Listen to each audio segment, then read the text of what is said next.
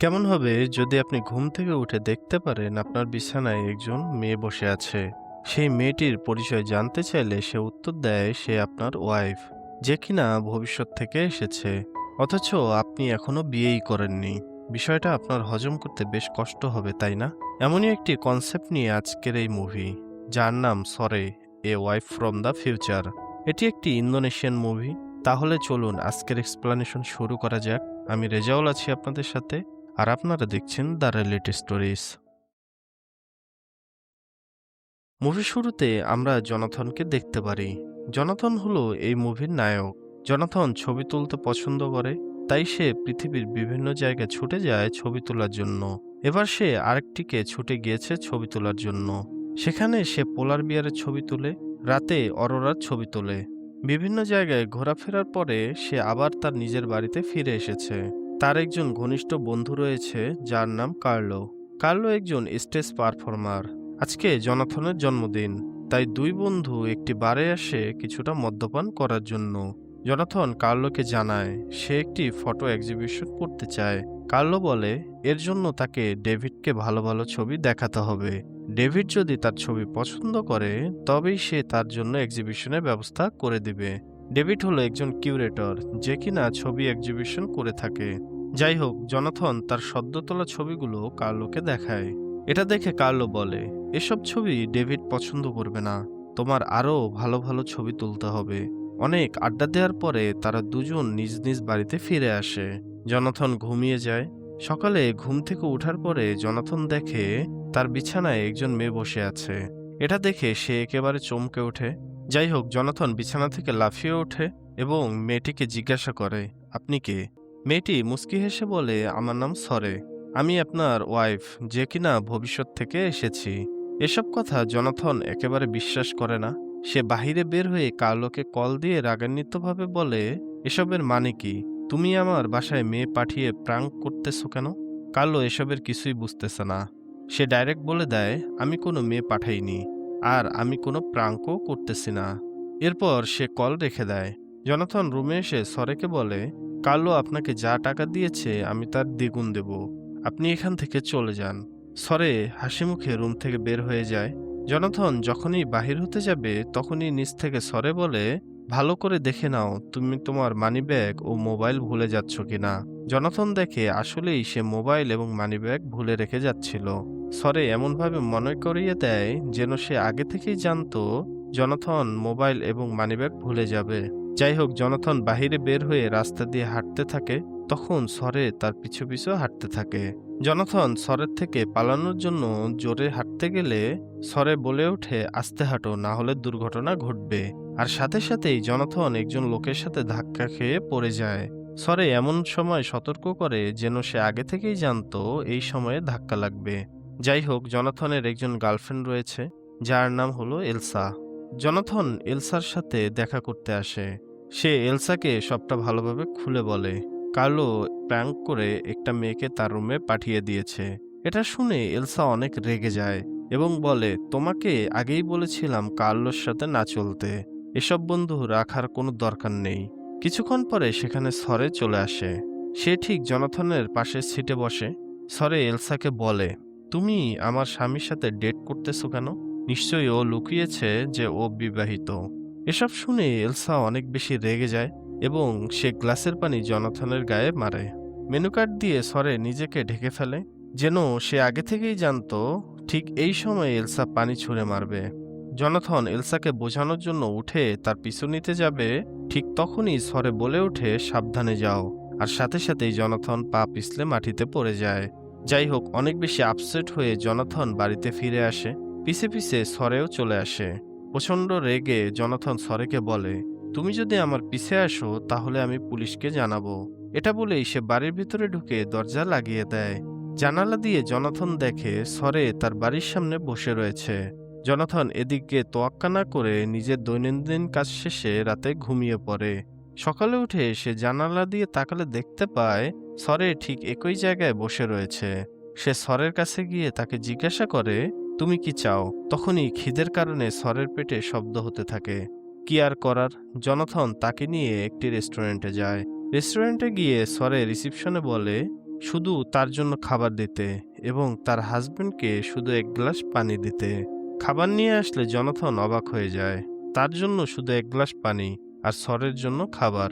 Jonathan রেগে সরেকে জিজ্ঞাসা করে, এসবের মানে কি? সরে বলে, সকালে এত হেভি খাবার তোমার স্বাস্থ্যের জন্য ভালো না, তাই তুমি শুধু পানি খাও। জনাথন অনেক বেশি রেগে যায়। সে তাকে বলে, দেখো অনেক প্রাঙ্ক হয়েছে, এবার থামো। আমি জানি কার্লো তোমাকে পাঠিয়েছে। সরে বলে, কার্লো আমাকে পাঠায়নি, আমি ভবিষ্যৎ থেকে এসেছি। বিশ্বাস না হলে আমাকে তোমার সম্পর্কে যা খুশি জিজ্ঞাসা করো, আমি বলে দিতে পারবো। জনাথন তাকে জিজ্ঞাসা করে, বলো তো আমার বড় বোনের নাম কি? সরে বলে, তোমার বড় বোনের নাম সিন্ডি, আর সে এখনো অবিবাহিত। 3 বছর পরে তার বিয়ে হবে এবং তার বিয়েতেই তোমার আমার সাথে দেখা হবে। এরপর জনাথন জিজ্ঞাসা করে, বলো তো আমার ছোট বোনের নাম কি? সরে বলে, তোমার তো কোনো ছোট বোনই নেই। জনাথন বেশ অবাক হয়ে যায়। এরপর জনাথন সোজা কার্লোর কাছে ছুটে যায়। তখন সে তার স্টেজ পারফরমেন্সের জন্য প্র্যাকটিস করতেছিল।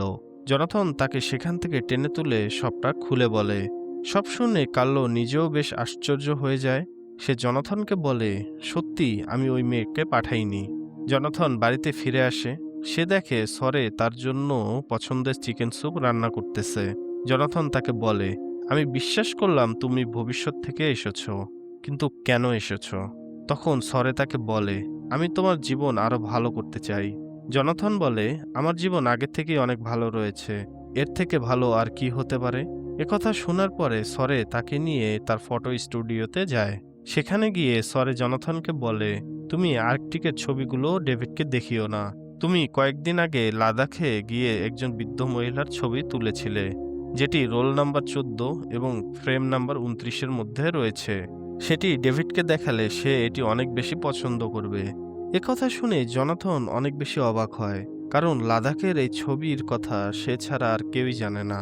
তার উপর সরে এক্স্যাক্টলি রোল এবং ফ্রেম নাম্বার বলল কিভাবে?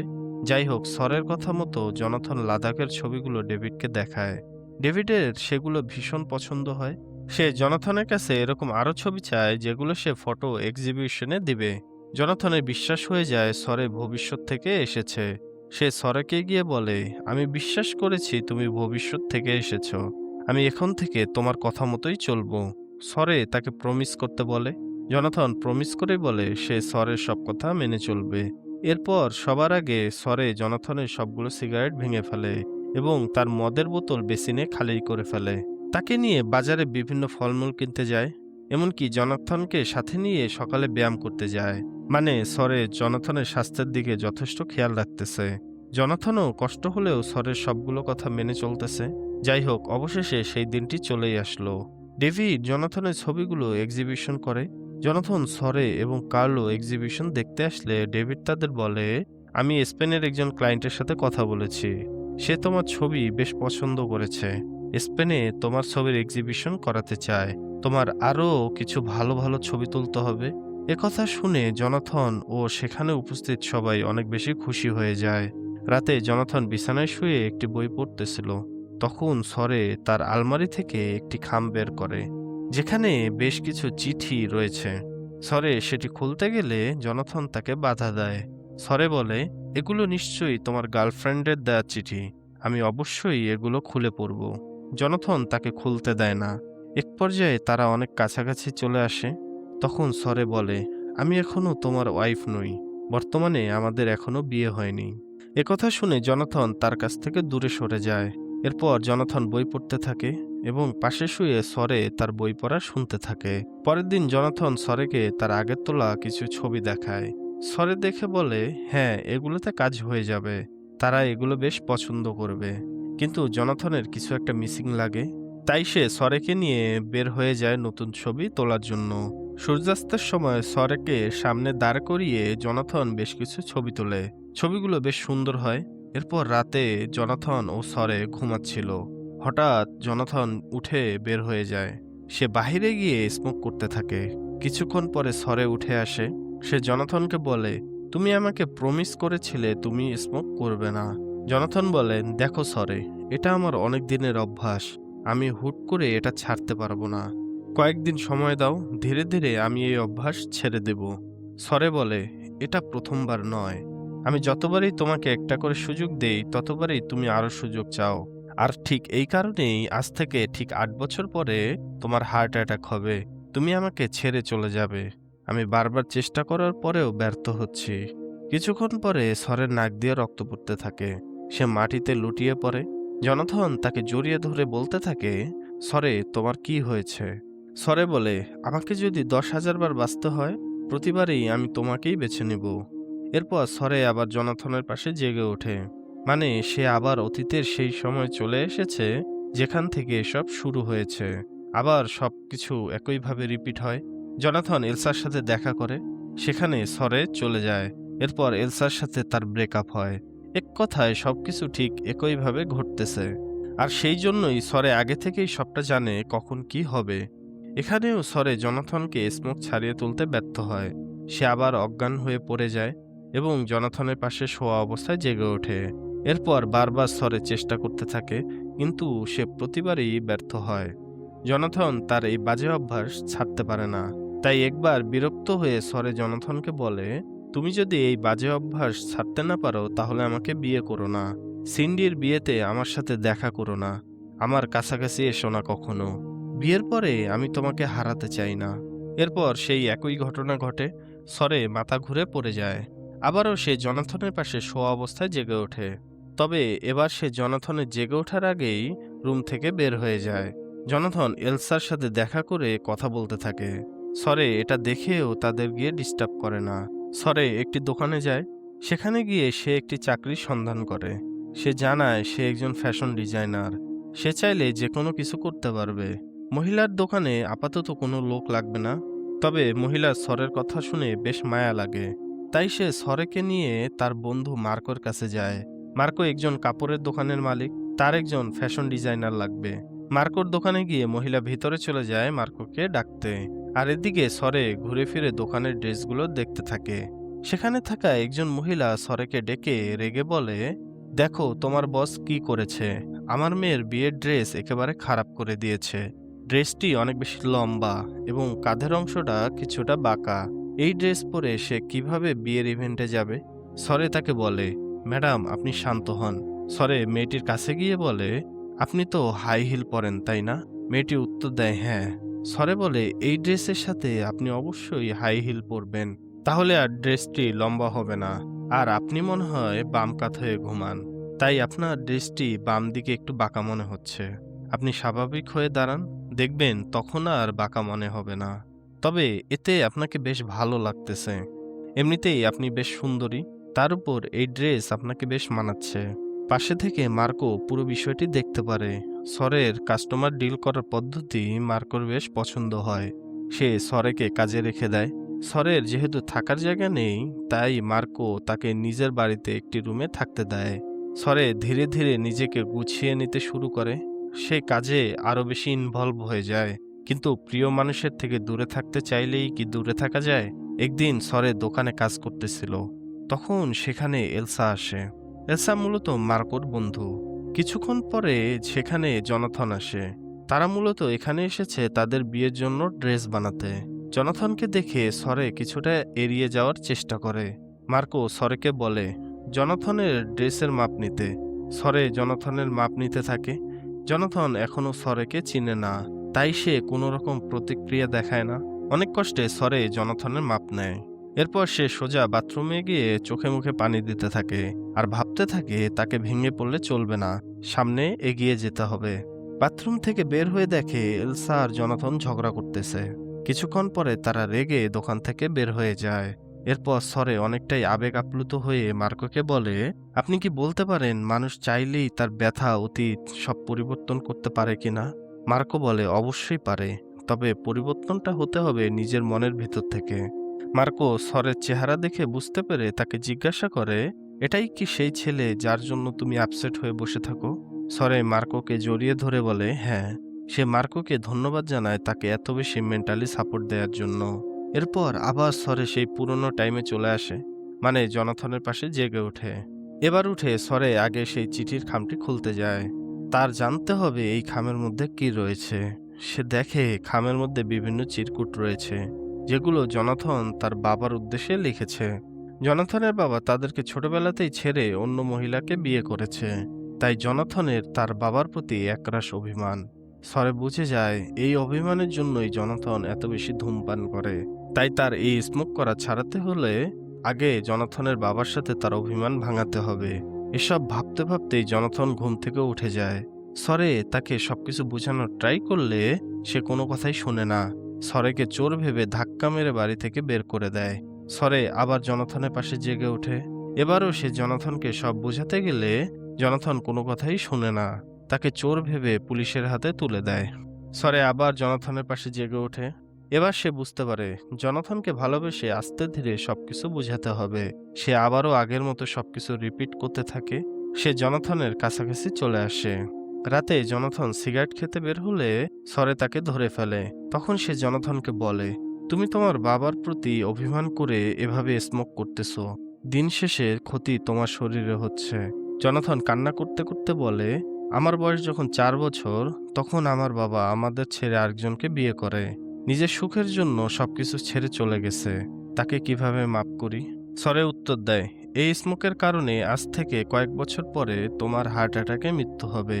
তুমিও নিজের সুখের জন্য এসব করতেছো, আমার কথা ভাবতেছো না। তাহলে তোমার আর তোমার বাবার মধ্যে কি পার্থক্য থাকলো? এটা বলেই সরে মাটিতে লুটিয়ে পড়ে। সে আবারও জনাথনের পাশে জেগে ওঠে। এবার সে সরাসরি কার্লোর সাথে দেখা করে। সে কার্লোকে সবটা খুলে বলে। এরপর কার্লো তাকে জানায় জনাথন বাধ্য হয়ে থাকতে চায় না। সে একজন স্বাধীনচেতা মানুষ। জোর করে তাকে কোনো কিছু মানা করলে সে সেটা কখনোই শুনবে না। কথা শেষ করে কার্লো তাকে বলে, তুমি যে টাইম মেশিনে এসেছো সেই টাইম মেশিনটা কি আমাকে দেয়া যায়, যার মাধ্যমে আমি আমার অতীতে যেতে পারি?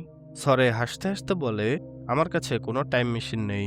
এরপর সরে আবার সবকিছু রিপিট করে। এবার সে জনাথনকে ভালোভাবে বুঝায়। সে বলে, আমি কোনো কিছুতেই তোমাকে জোর জবরদস্তি করতে চাই না। আমাদের ভবিষ্যতের কথা ভেবে তারপর তোমার যে কোনো ডিসিশন নেওয়া উচিত। এবার সরে জনাথনকে বোঝাতে সক্ষম হয়। জনাথন তার বাবার সাথে দেখা করতে রাজি হয়। সে তার বাবার সাথে দেখা করে সব ধরনের রাগ অভিমানের অবসান ঘটাতে চায়। যাই হোক, সরে এবং জনাথন তার বাবার বাড়ির উদ্দেশ্যে রওনা দেয়। পথিমধ্যে তারা একটি ফুলের তোড়া কিনে নেয়। এখানে আসতে আসতে রাত হয়ে যায়। তারা যখন বাড়ির সামনে, তখনই সরে আকাশে লাল রঙের অরোরা দেখতে পায়। আর সাথে সাথেই সে মাটিতে লুটিয়ে পড়ে। এরপর আবার সে জনাথনের পাশে জেগে ওঠে। তবে সরে ভাবতে থাকে, সে তো এবার কোনো কথা বলেনি, তাহলে সবকিছু আবার কেন রিপিট হচ্ছে?